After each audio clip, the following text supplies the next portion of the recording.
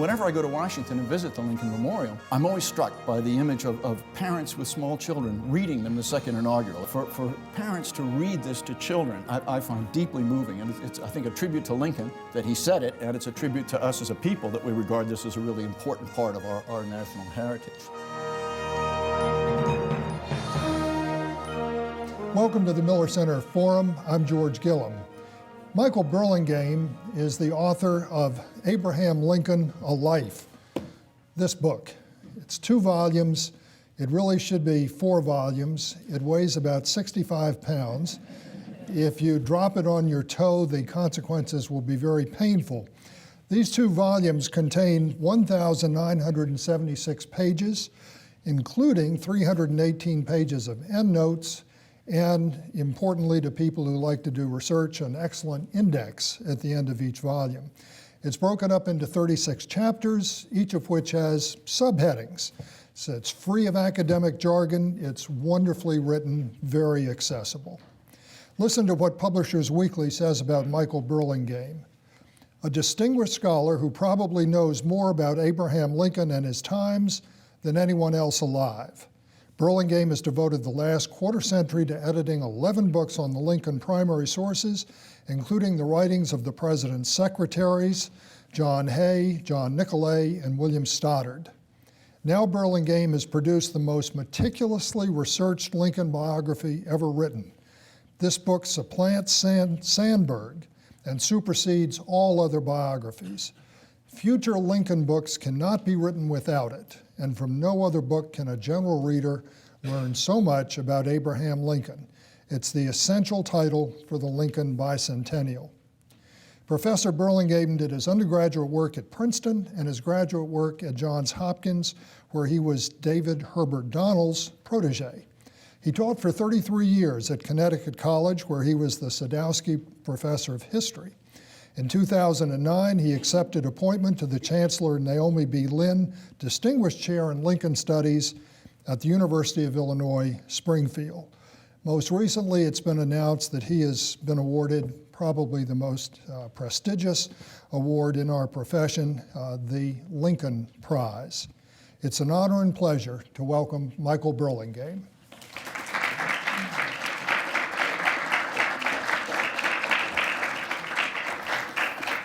Thanks for that kind introduction.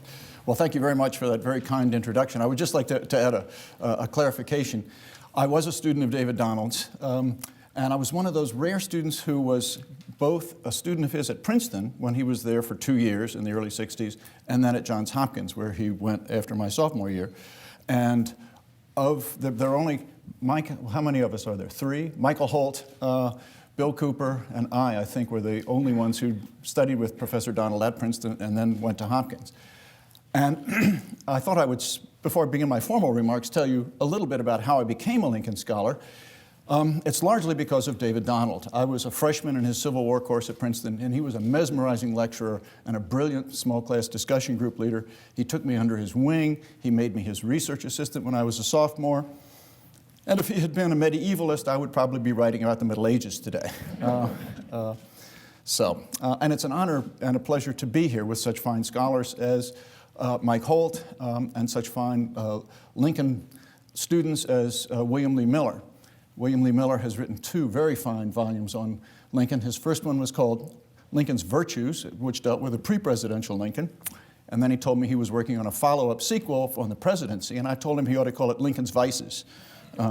For reasons I can't understand, he rejected that advice. Another reason why I think I became a Lincoln Scholar is that I was born and raised in Washington, D.C. This was just slightly after the unfortunate event at Ford's Theater. I don't mean to joke about my age. I'm 68, but I prefer to think of it as 20 Celsius. Feel free to use that. I stole it from Tom Lehrer.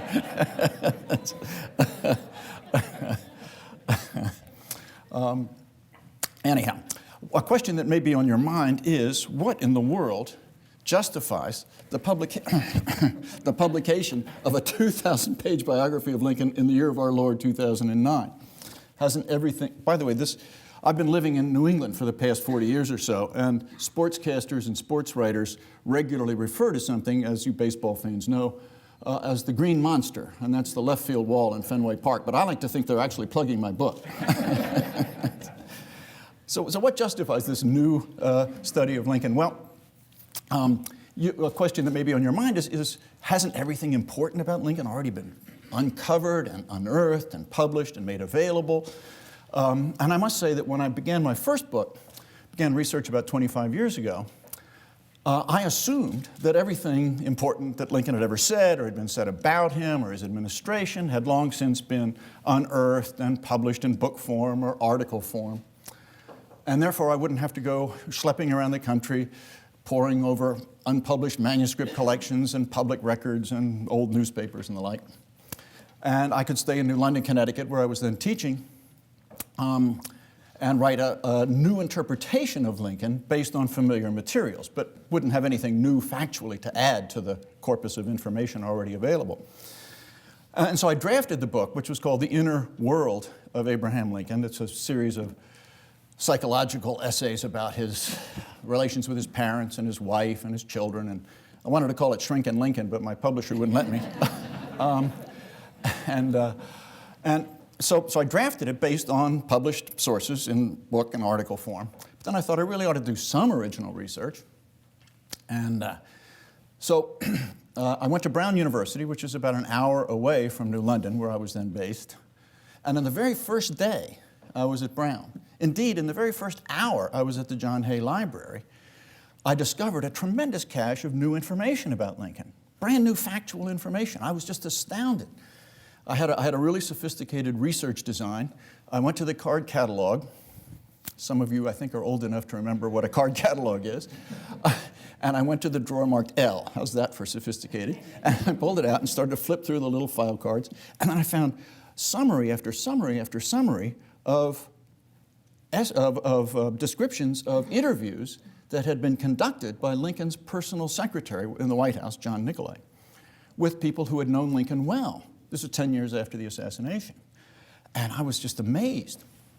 And so I said to the librarians at Brown, I said, you have this extraordinarily valuable material, and I'm pretty familiar with the published information about Lincoln, and I never see this material cited. How can that be? You've done a magnificent job of indexing it and describing it and making it available. And they said, well, Abraham Lincoln is, after all, a dead white male. It's not very fashionable to write about dead white males these days. If you want to get ahead in history departments in this country now, you write about other kinds of subjects.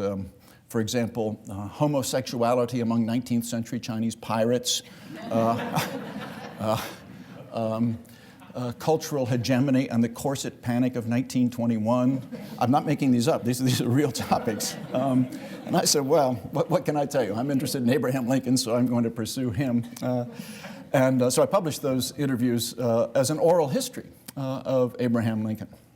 And one of the things that I'm particularly impressed about the Miller Center for is the oral history project you have here. And when I was doing my first book, I decided to make extensive use of materials that had been gathered by Lincoln's law partner, William Herndon, after Lincoln's death.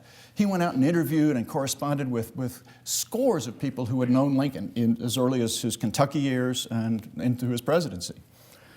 And I was trained by David Donald, who had written a biography of Herndon and who was the protege of James G. Randall, the premier Lincoln scholar of 2 generations ago.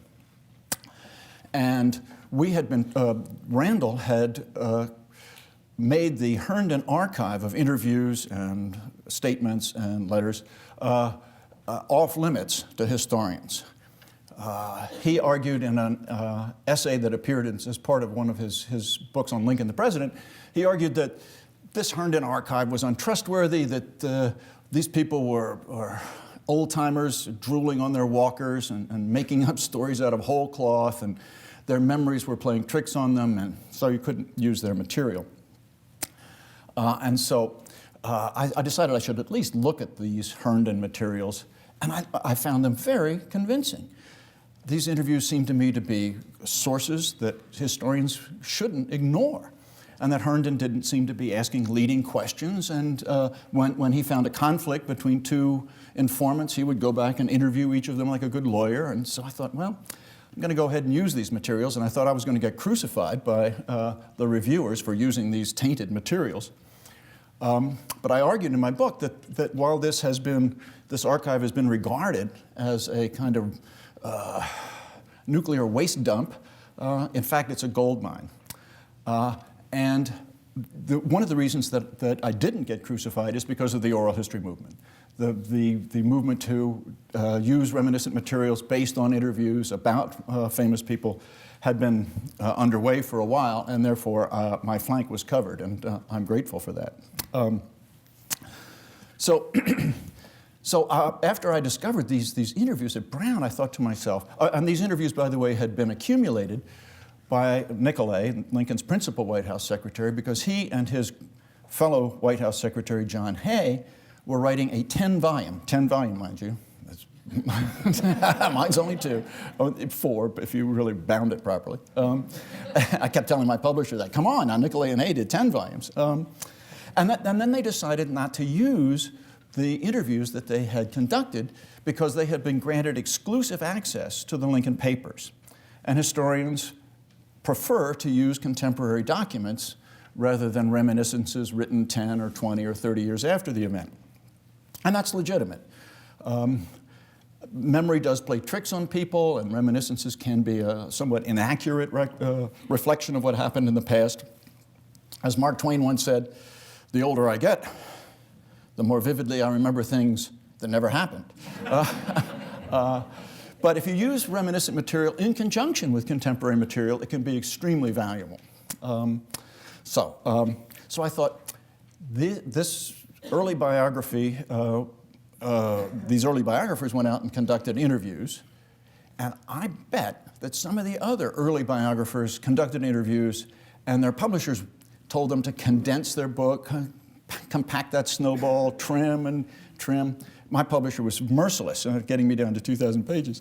But I thought, I bet you in their research notes there are some interview materials that don't show up in their books.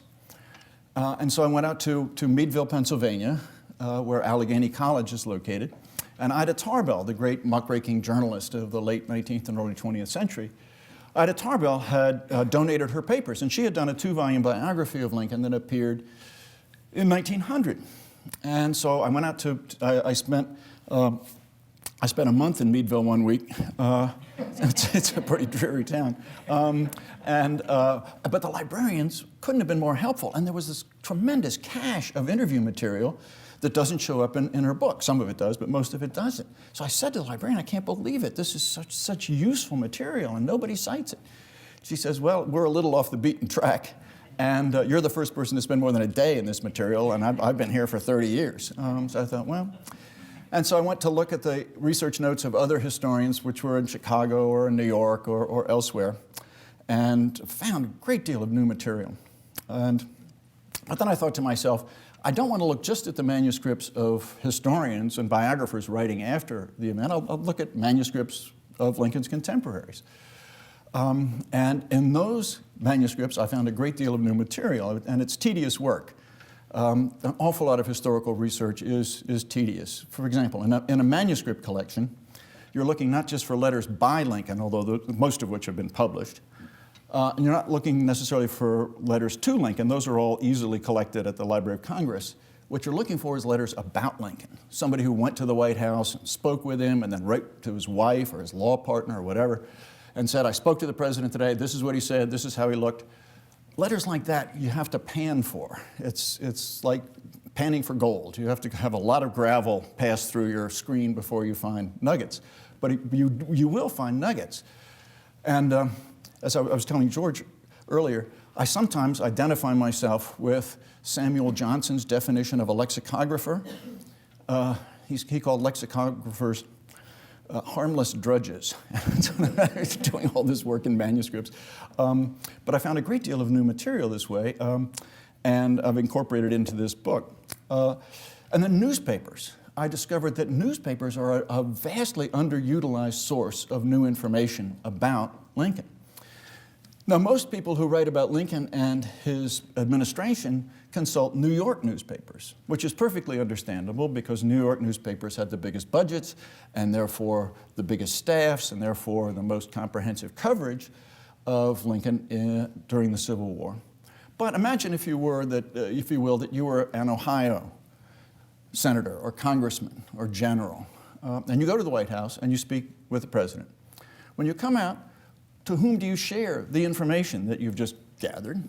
Do you go to the New York Herald or Times or Tribune or Evening Post? Probably not. You probably go to the Cincinnati Commercial or the Cleveland Plain Dealer or the Ohio State Journal in Columbus, where you have a friend who's been writing about you, and you're doing a favor to him and he does a favor to you. And so if you go through Civil War newspapers day by day by day and look at the Washington correspondence, not just in the New York papers, but in Baltimore, Boston, Chicago, Cleveland, Springfield, Massachusetts is one of the best, you find a lot of new information. But again, it's tedious. You have to sit in front of a microphone reader and turn the crank. Now, there are digitized newspapers now, and they're helpful. But if you type in Lincoln, you get thousands of hits. If you type in president, you get tens of thousands of hits. You just have to really look at the day-by-day account of Washington doings. And public records, that is, records in archives, state archives, and then the national archives of congressional committees, the departments of the government, the cubic acres of that kind of material. But if you poke around in there, you'll often find new information about Lincoln. So, now, those are the kinds of sources that I consult. Now, what kinds of new information comes out of these sources? Well, let me share with you a couple of things. One of the most controversial aspects of Lincoln's presidency, and indeed pre-presidential period, is the question of Lincoln and race.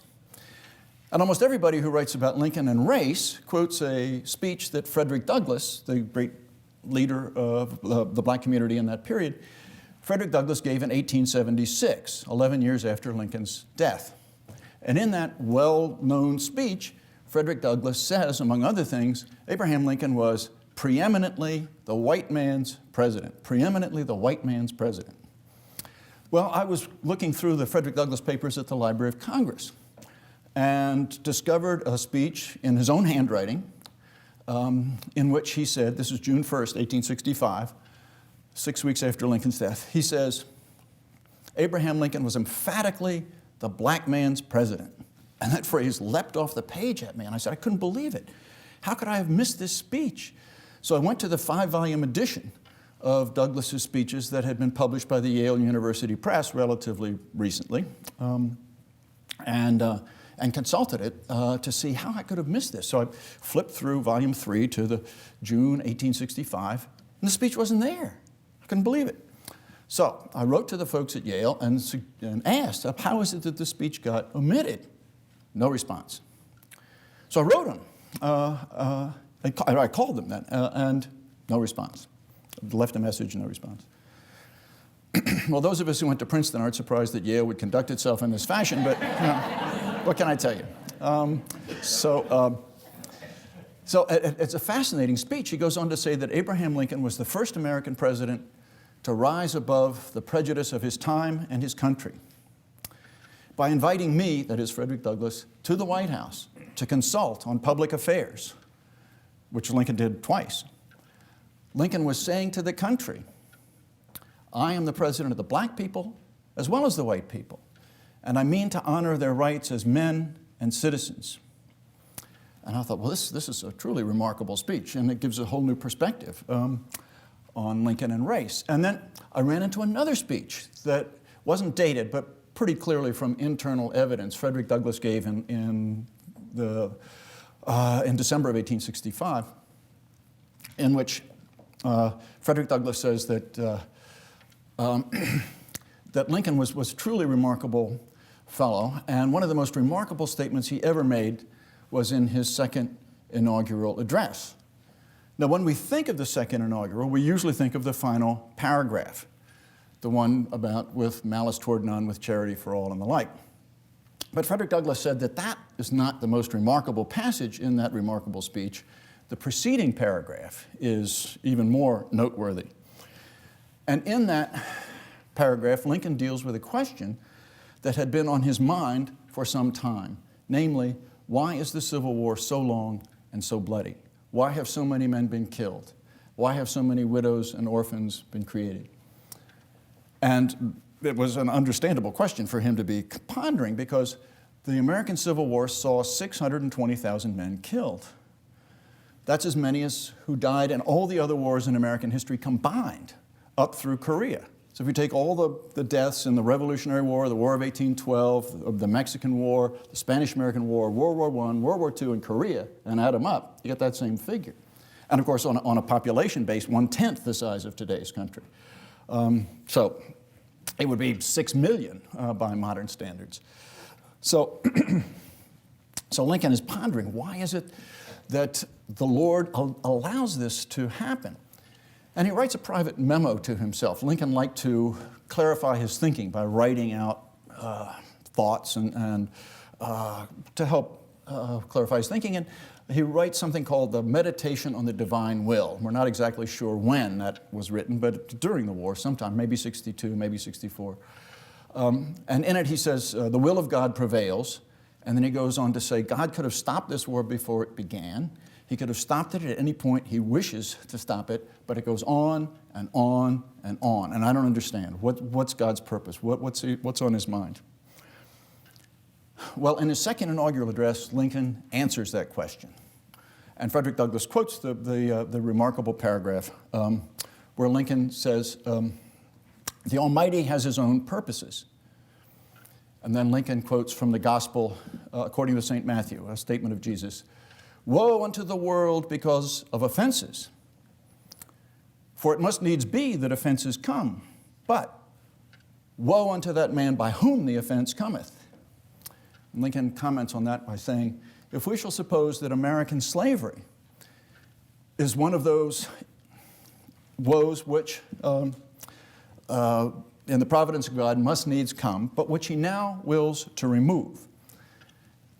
And he gives to both North and South this terrible war as the woe due unto them by whom the offense came. Shall we discern therein any departure from those attributes which believers in a living God have always ascribed to him?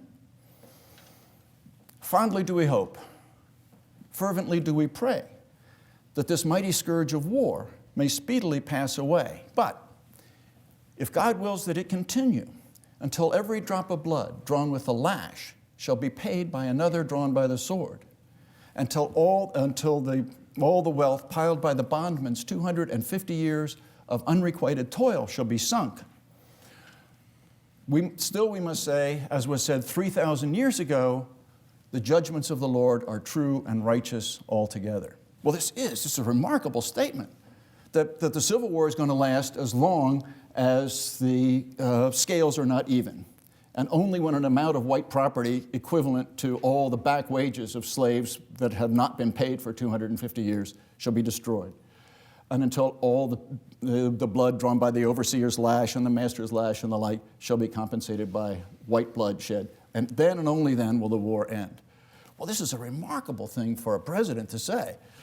If a minister said it, or a rabbi or a priest on a sermon, that's one thing. But for a president on such a remarkable occasion as his inaugural address, as the war is just about to end, it's truly remarkable. And whenever I go to Washington and visit the Lincoln Memorial, I'm always struck by the image of parents with small children reading them the second inaugural. As you probably know, as you go into the Lincoln Memorial, on the right-hand wall is the full text of the second inaugural, on the left-hand wall is the full text of the Gettysburg Address. But for parents to read this to children, I find deeply moving. And it's, I think, a tribute to Lincoln that he said it, and it's a tribute to us as a people that we regard this as a really important part of our national heritage. And Frederick Douglass goes on to say that when Lincoln gave his last public speech, which was on April 11th, 1865, which of course he didn't know was going to be his last public speech, in that speech, Lincoln called for limited black suffrage. For the first time, he publicly endorsed. He had done it privately, but this first time publicly. He said that blacks should be allowed to vote, at least those who had served in the Army and Navy, and those who were very intelligent, by which we assume he meant literate. And Frederick Douglass says in this December 1865 speech, he said, I and my friends were a little disappointed in that speech because it was so limited in scope. Because the number of black soldiers and the number of literate blacks was relatively small compared to the total black population. But we should have realized that that was an extremely important speech. Because, Frederick Douglass said, Abraham Lincoln learned his statesmanship in the school of rail splitting. And to split a rail, you take a wedge, and you insert the thin edge of the wedge into the log. Having done that, you take a maul, a giant hammer, and you drive home the thick edge of the wedge. And we should have known that once Abraham Lincoln inserted the thin edge of the wedge, you could count on him to drive home the thick edge of the wedge. And Douglass, to help prove his point, could have cited the way Lincoln dealt with slavery, starting off with a thin edge of the wedge in 1861, trying to get Delaware to abolish slavery. And it's a complicated story we can't go into in detail here, but and then moving step by step in 1862, and then 1863, and finally in 1864, abolishing slavery throughout the country. This is another remarkable speech that doesn't show up in the 5-volume edition of Douglass's speeches that Yale published. But there was, on that day, on April 11th, 1865, there was one member of the audience who did appreciate how much and how important Lincoln's statement was endorsing limited black suffrage. And that was a charismatic young actor named John Wilkes Booth. And when he heard Lincoln call for black voting rights, to be sure, limited, he turned to his companions and says, that means nigger citizenship. That's the last speech he's ever going to give. I'm going to run him through, by God. And 3 days later, he killed him. Not because he issued the Emancipation Proclamation, and not because he endorsed the 13th Amendment abolishing slavery throughout the country, but because he had called for limited black voting rights. And therefore, I think it's appropriate for us to regard Lincoln as a martyr to black civil rights as much as Martin Luther King or Medgar Evers or Viola Liuzzo or James Reeb or Mickey Schwerner or James Chaney or Andrew Goodman or any of the other people who were killed in the 1960s championing the Civil Rights Revolution. Okay, now about newspapers as a source. Let me share with you some things that I've found in newspapers. It's well known, thanks to Lincoln's law partner William Herndon, and the best man at his wedding, James Matheny, that Lincoln wrote regularly for the local Springfield newspaper. Op-ed pieces, we would call them today, but he didn't sign them. And I was unaware that anybody had made any systematic attempt to identify those pieces, and I've tried. And I've come up with what I'm pretty sure are over 200 pieces that Lincoln wrote. And I regret to report that there are no Gettysburg addresses and no second inaugurals in these anonymous writings of Lincoln. They're pretty much low-road political satire and ridicule of Democrats. Lincoln was a Whig, and if you want to know about the Whigs, you should consult Michael Holt's little pamphlet on the subject. What is it, 1,100 pages, Mike? It's a really short history of the Whig Party. Don't drop that on your foot either, by the way. Lincoln was a Whig, and he's ridiculing these Democrats by pretending to be a Democrat and writing and saying, oh, we're in terrible trouble, and it's pretty low-road political satire and ridicule. And this tended to corroborate my impression in my first book, which was that Lincoln, in his 20s and his 30s, was something of a low-road political hack, that he was very gifted at ridiculing and pouring sarcasm over Democrats. But you don't see many glints of his future statesmanship in his 20s and his 30s. A little bit, but very little. And then, in his 40s and his 50s, starting at the age of 45, he shows remarkable statesmanship. No more ridicule of Democrats, no more personal attacks, no more ad hominem assaults. Lincoln becomes a highly principled, articulate, forceful, passionate, logical champion of the anti-slavery cause. And between these two phases of Lincoln's career, the young man who ridicules Democrats and doesn't show much statesmanship and is closer to a hack politician, and then the statesman of the 1850s and 60s, there's a 5-year hiatus when Lincoln more or less drops out of politics, not completely, but for the most part. And he's more or less on the political sidelines from the age of 40 to the age of 45. And it seemed to me that this cried out for some explanation. I was hardly the first one to call attention to the dramatic contrast between the young Lincoln and the mature Lincoln. That is the Lincoln of his 20s and his 30s, and then the Lincoln of his later 40s and his 50s. But I thought this cried out for some kind of analysis. So it seemed to me that what Lincoln had gone through between the age of 40 and 45 was a highly successful midlife crisis. Now, midlife crisis has tended to be caricatured in the press as a man runs off with a secretary in a red sports car. Well, that does happen sometimes. But there studies that I was familiar with suggest that lots of men go through a period between 40 and 45 of introspection, of asking themselves profound questions. Have I made the right career choice? Have I made the right marital choice?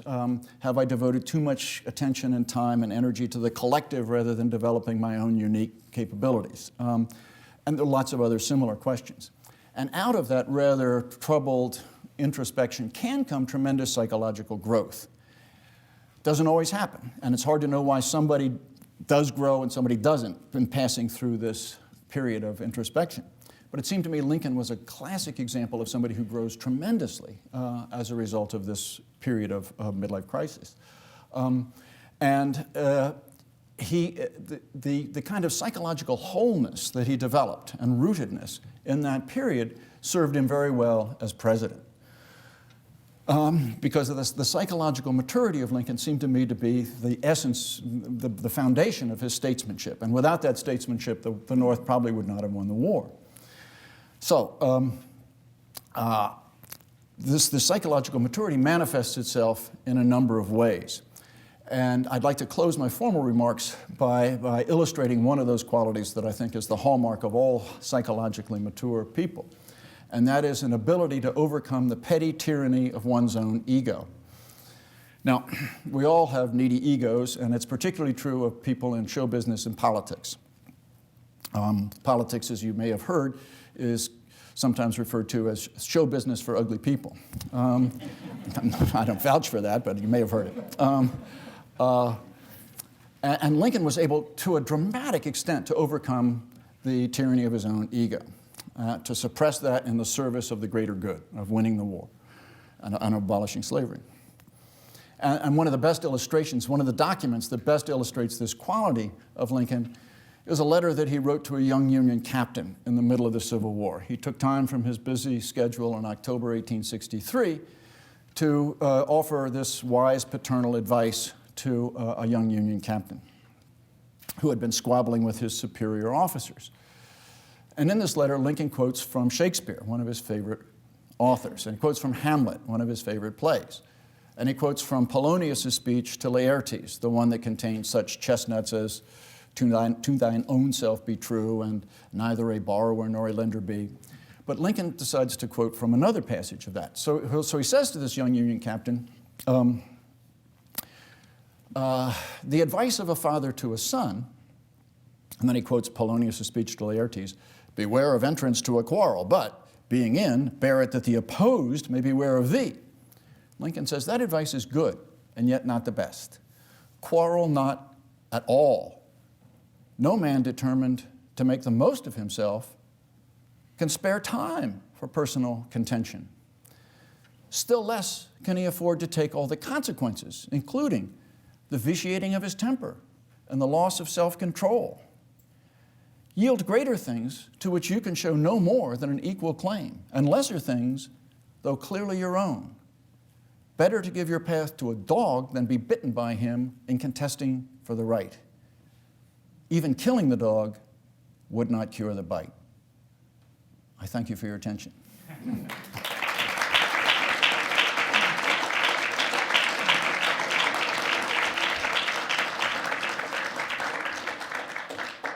My colleague, Christina Lopez-Catardi, is going to be in the back of the room with a microphone and will take as many questions in the back of the room as we have time to do.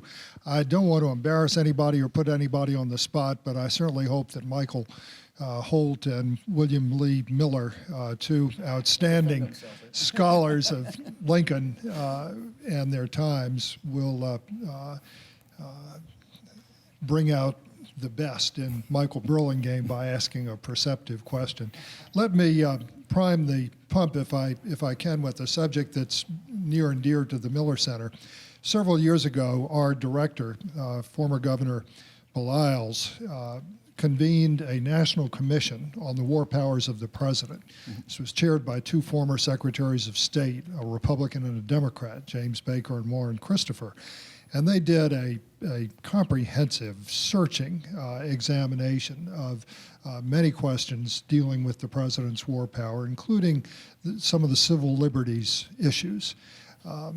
Lincoln is thought by many to have grossly abused the Constitution during the Civil War, and yet he also said that in times of war things are necessary which in normal times wouldn't be tolerated. What have you found about the evolution of Lincoln's thinking on the president's use and abuse of civil liberties during times of war? Well, I'm happy to try to tackle that question. I was asked by the Attorney General, Eric Holder, to come to Washington to speak to him and his staff about that question of Lincoln and habeas corpus. Actually, he had heard me speak at a Democratic Senators Policy Forum February a year ago. So I went down, and I don't claim to have blazed new trails in this particular area. But I do, in my book, lean pretty heavily on recent scholarship in this area, and particularly upon the work of a distinguished historian, Mark E. Neely, who won the Pulitzer Prize back in, I believe it was 91, for a book called The Fate of Liberty, Abraham Lincoln and Civil Liberties.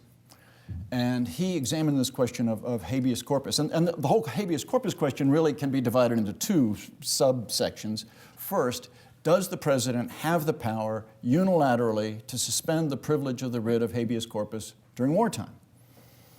And second, if he does, or even if he doesn't, when Lincoln did suspend the privilege of the writ of habeas corpus, was it a stratagem to suppress dissent and to make sure the Republican Party would win the next election? So the first things first, does the Constitution authorize the president to suspend the privilege of the writ of habeas corpus without congressional approval during wartime? Well, Lincoln's take on that, which I find plausible, was that when the Constitution was written, the original draft of the so-called suspension clause said the privilege of the writ of habeas corpus shall not be suspended except in times, by the legislature, except in times of domestic rebellion or foreign invasion. When the final version of that suspension clause was inserted into the Constitution, that phrase, by the legislature, was dropped. Now, what are we to make of that? Was that just a stylistic change to save a little space? The editor saying, compact the snowball? I doubt it. And we don't know for sure because the notes that were taken by Madison and Yates and others don't shed a whole lot of light on this. But at the time that this was being considered, the delegates in Philadelphia writing the Constitution were concerned with the question of how often would Congress meet. And could an appropriation for military expenditures, for example, be for 2 years rather than just one?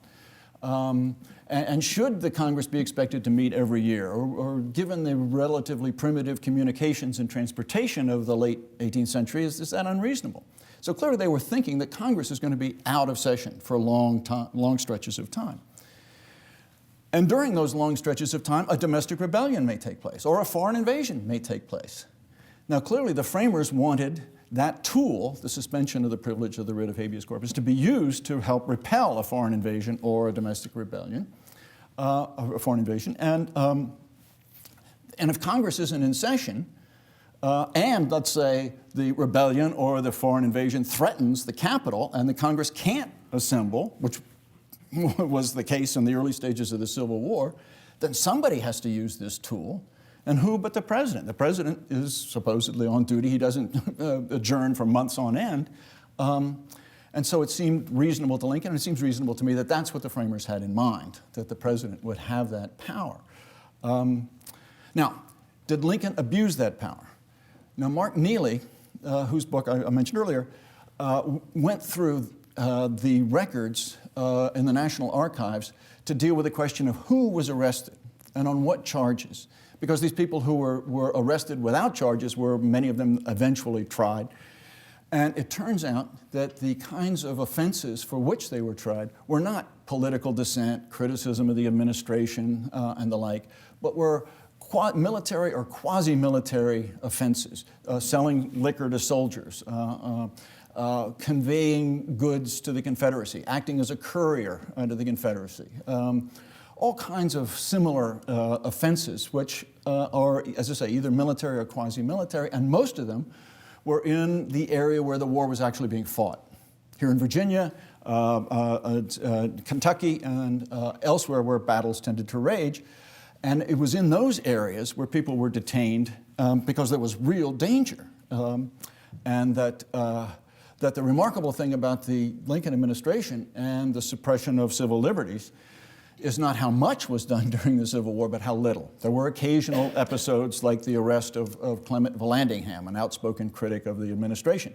But he was arrested not at Lincoln's order, but by a general who had conspicuously blundered in other areas, Ambrose Burnside, and then blundered again by arresting Vallandigham. And Lincoln thought, oh no, now what I'm going to do? I don't want this guy to be a martyr. So he banished him to the Confederacy rather than incarcerating him for the whole war, which helped defuse that crisis. And then Burnside also suspends the Chicago Times, the leading Democratic newspaper in the Midwest, and Lincoln has to overrule him and reestablish it. So that insofar as civil liberties were curtailed in order, and dissent was snuffed out briefly, it was not at Lincoln's insistence, but over Lincoln's better judgment. And again, I don't pretend to have been particularly a trailblazer in this realm, but those takes on both the constitutional question and on the actual implementation seem to me to be plausible. I want to thank you for an excellent presentation. Oh, well, thank you. It just brought a great deal of things to my mind. And by happenstance, yesterday I happened to be reading about Cooper's Union speech that Lincoln gave just prior to his second election. And that was given a great deal of strength to the fact that he did receive the nomination, not the nomination, but the presidency again. The question I had is this, because you raised it when you talk about the newspapers and their reporting and the way people think about things that took place in their life years afterwards, how much more clearly they see what didn't happen. And Cooper's Union seems to be a good example of that.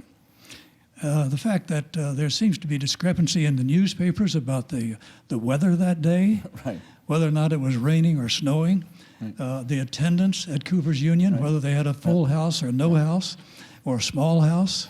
Could you sort of straighten us out on that? Well, it's a point well taken. And newspaper accounts oftentimes will vary.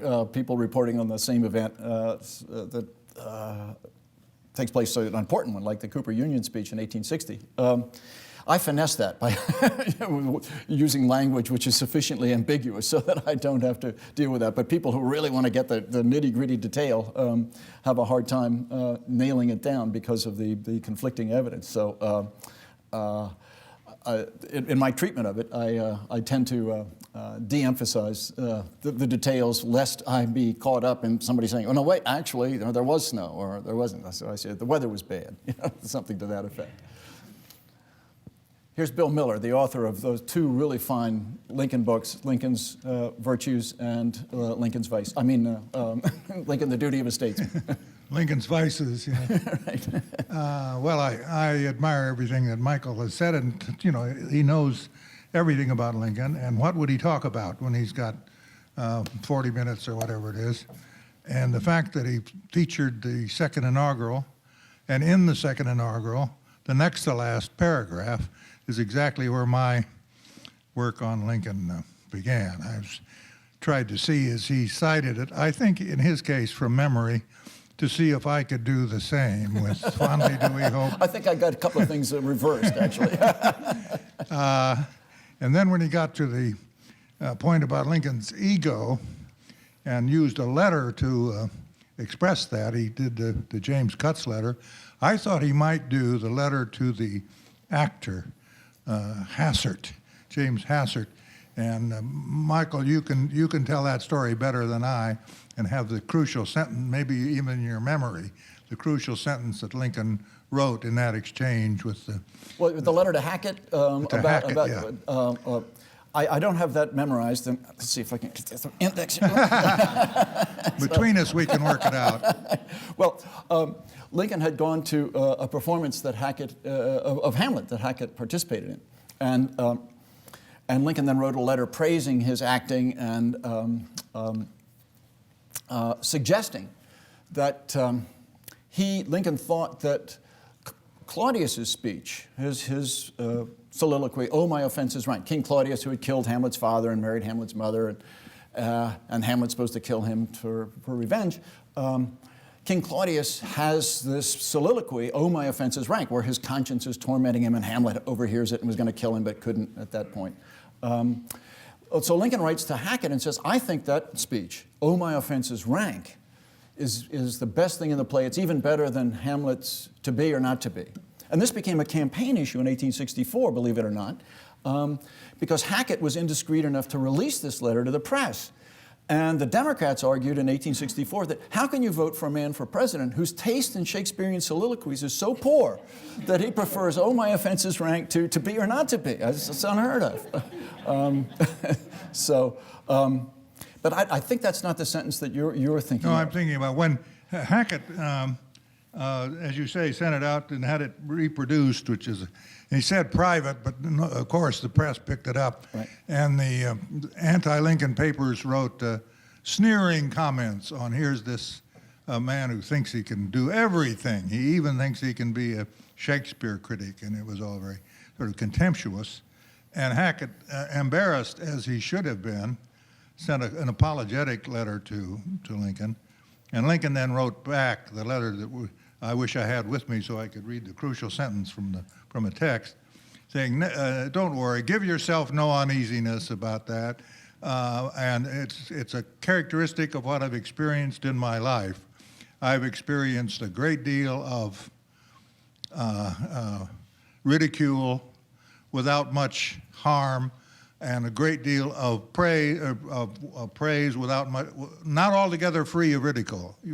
I'm messing up the sentence. No, but that's Look the it gist. up. Right, that's the gist of it. It's really, See if you can do it better. Well, as I say, I could have. The point about it is that here, he's been made fun of mercilessly by the New York press. Mm-hmm. And this guy, this actor, for his own self-promotion, has got him into it. And somebody else would have been very mad at that. And Lincoln says, "Give yourself no uneasiness." And then he says this about, "I'm used to that kind of thing. People have been laughing at me all my life," in effect. Well, that's one of the great virtues of Lincoln, and perhaps the greatest of all virtues is magnanimity. And Lincoln was extremely magnanimous to this actor, but he was also magnanimous on a larger stage. And one of the most dramatic examples, which you point out very well in your book, is the way Lincoln dealt with his Secretary of War. One of Lincoln's biggest mistakes was appointing a Secretary of War at the time that he entered upon the presidency, who was clearly not up to the job, a guy named Simon Cameron, who proved utterly incapable of doing the job. So Lincoln had to replace him after a few months. And Simon Cameron was from Pennsylvania, and Pennsylvania was considered an absolutely crucial state if you're going to win the war, and you have to please the people back there. So you need a representative from Pennsylvania in the cabinet. So you have to pick somebody from Pennsylvania. It's also thought crucial by Lincoln that you have to pick a former Democrat. The Republican Party was made up primarily of former Whigs and former Democrats, and who had fought tooth and nail, as Michael Holt's book vividly illustrates, for many years. And getting them to overlook their differences was a real challenge. It's a little like getting Red Sox fans and Yankees fans in my neck of the woods to cooperate.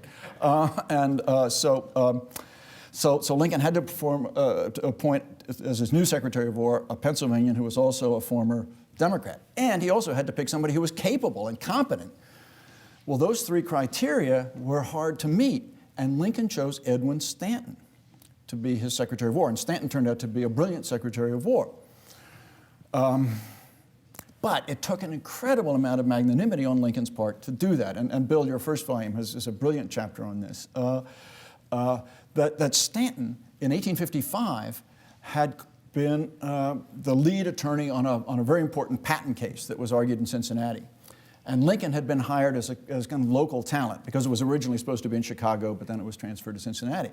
So here comes Stanton, who's this patent lawyer with great credentials from the East, and he comes to Cincinnati, and here's this bumpkin from Springfield who doesn't have anything like the national reputation that Stanton does, and he's awkward looking and gawky and folksy, and Stanton regards him with the utmost contempt and treats him with the utmost contempt all through this trial, which goes on for several days. And Lincoln had prepared an elaborate brief that he hoped would help the client, and Stanton just ignored it, and Stanton wouldn't walk with him and refused to eat with him and have anything to do with him. And the upshot was that Lincoln left Cincinnati and said to his hostess, he said, "You've been very kind to me, and I really appreciate the warm hospitality that you've extended to me, but things have happened in this town which were so unpleasant that I doubt that I'll ever return." So he's clearly deeply wounded by this contemptuous treatment by Stanton. And yet, he overlooks that in order to appoint a man who turned out to be a very effective Secretary of War. Another similar event occurs during the presidency when Lincoln has to deal with Salmon Chase, his Secretary of the Treasury. Now, Salmon Chase was an aspirant for the nomination back in 1860 and believed that he was far more qualified than Lincoln to be president. And Lincoln appointed him Secretary of the Treasury and found him a difficult person to deal with. For one thing, Chase was very self-righteous and very pious. He would get up every morning and pray, and it was said that his theology was sound in all respects save one. He believed that there was a fourth personage in the Trinity, Salmon Chase. And Lincoln said it would take a surgical operation to get a joke into his head. so he was humorless and very full of himself.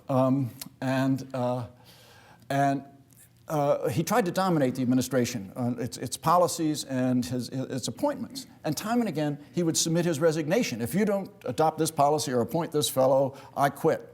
So he submits it once, and Lincoln backs down. He submits it again, and Lincoln backs down. He submits it a third time, and Lincoln backs down. He submits it a fourth time, and Lincoln says, "I accept, right when you get work, good luck."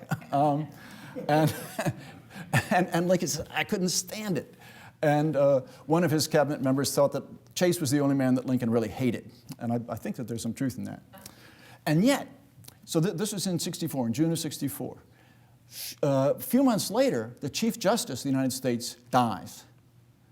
And Lincoln then appoints Chase to be Chief Justice. And he says to friends, "If my own personal wishes had been consulted, I would rather eat the chair that I'm sitting in or swallow hot irons than to appoint Chase. But it has to be done for the good of the country and the good of the party." Dr. Burlingame, I'm Phil Cooper, a local resident. I was interested in your idea of a transition from basic country politician to statesman that took place in the idea of the midlife crisis. Can you flesh that out a little bit more for us, describe it in a little more detail, and also some of the sources of evidence for that theory? That's a good point. The evidence for Lincoln's having grappled with the kinds of questions that we're familiar with, men grappling with from studies of the recent past, pretty sophisticated psychological studies, sophisticated in my view. And there you have interviews and you have letters and diaries, and with Lincoln, we don't. If you look at Lincoln's letters in the period between the age of 40 and the age of 45, they're almost all business and pretty dry and unrevealing of his inner life. So it's hard to say that Lincoln was grappling with the kind of things we know a lot of men grapple with about what they want to leave as a legacy and what's important and what's unimportant and what about their marriage and what about their career and all that. But we do know what Lincoln looked like as he went into that period, a rather shallow, hack politician with a little glint of future statesmanship. And then we know what he looks like when he comes out. He's a transformed man. And I think we can infer, we can't prove, but we can infer that what he went through was this process through which we know some men, based on recent psychological studies, go through and which leads to a lot of growth. So but if you go to bed at night and it's not snowing and you wake up the next day and there's snow on the ground, you didn't see it snowing, but you should pardon the image. But you can infer that it did snow during the evening. Well, it's not quite as cut and dried as that, but somewhat similar to that.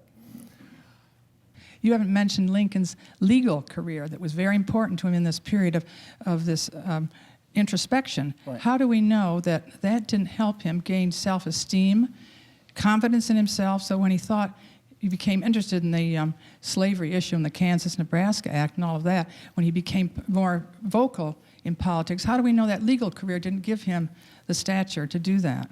Well, we don't. The answer is, and it's a legitimate point, that Lincoln's reputation as a lawyer was growing in this period between the age of 40 and 45. But Lincoln's hatred of slavery dates way back before 1854. And the reason he hadn't come out against slavery dramatically and forcefully earlier, although he had on a couple of occasions, he said because he believed slavery was on the ropes, that it was on the decline. And it was only in 1854, and he was right, because there were all kinds of restrictions being placed on slavery from the time of the Constitution's ratification up to 1854. But all of a sudden, with the Kansas-Nebraska Act, millions of acres in the West that had been closed to slavery were now thrown open to it. So slavery was on the march. And that's what brought him back into politics. He didn't wake up one day and say, well, my midlife crisis is done, now I can go back into politics. But this Kansas-Nebraska Act, which happened to occur 5 years after Lincoln dropped out of politics, helped bring him back in. And the degree of self-confidence that he manifested may have something indeed to do with his success as lawyer in that period. I have a question not about Lincoln, but about logistics. Sure. You have done such extensive research, and you have so much information up here that I'm sure it all isn't in those 2 volumes. How do you decide what to put in, what to take out? And does that mean we're going to have some more volumes coming? Well, that's a good question. This book is the condensed version.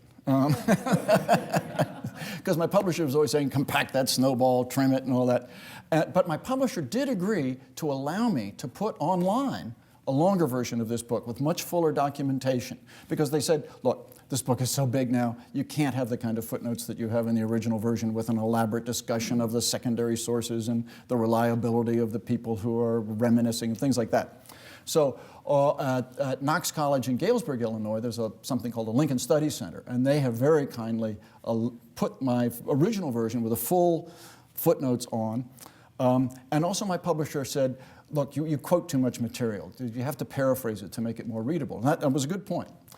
But as a resource for future scholars and students, the online version, in which I've restored the quoted material, making it less readable but more valuable as a research tool, has been added. And in addition, as mistakes are found, as they're bound to be in a book of this length, they can be corrected. It's like a Wikipedia. And as new information comes to light, it can be added.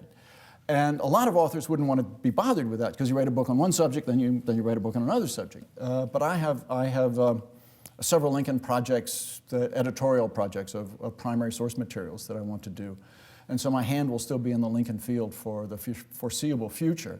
And so I will add to it. So an online version, an updated version, a fuller version will be available. But I wouldn't advise trying to read it from cover to cover online. Thanks. Michael, I would be remiss if I didn't ask you to talk for at least a minute about Lincoln's sense of humor.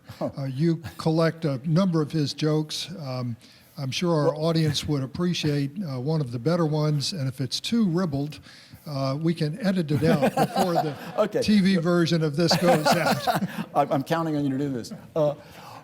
When I was doing research in the Carl Sandburg papers at the University of Illinois at Champaign-Urbana, the satellite campus, I discovered a reference that Sandburg had discovered a lot of Lincoln's off-color stories. Now, it was well established that Lincoln had a real fondness for off-color stories. But when Herndon went around interviewing people, they were reluctant to tell those stories because they didn't want to besmirch the memory of the martyred president. But Sandburg had managed to get some. So I ransacked the Sandburg papers in search of these, and I found a lot of good material for my book, but I didn't find the jokes. Well, 2 or 3 years later, I was in Chicago at the Newberry Library. There's a little Sandburg collection, and there they were. Eureka, said I. And now, Carl Sandburg was a man of taste, so he didn't include any of these stories in his book. But I have no taste whatsoever, so they're all in here. But they aren't indexed, and they aren't all concentrated in one spot, so you got to read through the whole thing to get them. And there's one in particular. I think, I hope that it'll be considered suitable for mixed company. Lincoln loved to tell a story about a fellow out in Illinois who was extremely fond of the Revolutionary War period. And he was told that a woman in a nearby village owned a dress dating back that far. And so I went to that village and looked her up and asked her, is this true that you have a dress dating back, and this is an old lady by this time, do you have a dress dating back to the period of George Washington? And she says, well, I do. And he says somewhat sheepishly, well, do you suppose I could see that dress? She says, well, yeah, sure, why not? So she goes to her chest and drags out this garment. And he says, do you think I could hold that dress? She says, sure, why not? So he holds it up, and he goes into a rapture. And he says, oh, miraculous garment dating from the era of the American Revolution, when this old woman, in the first blush of her maidenhood, beheld you for the first time, she must have done to you what I'm about to do to you, namely, kiss you. Mwah! And the old lady looks at him as though he's some kind of nut. And she scratches her head, she strokes her chin, she says, why, stranger, she says, I reckon if you want to kiss something antique, you ought to kiss my ass. It's 16 years older than that dress.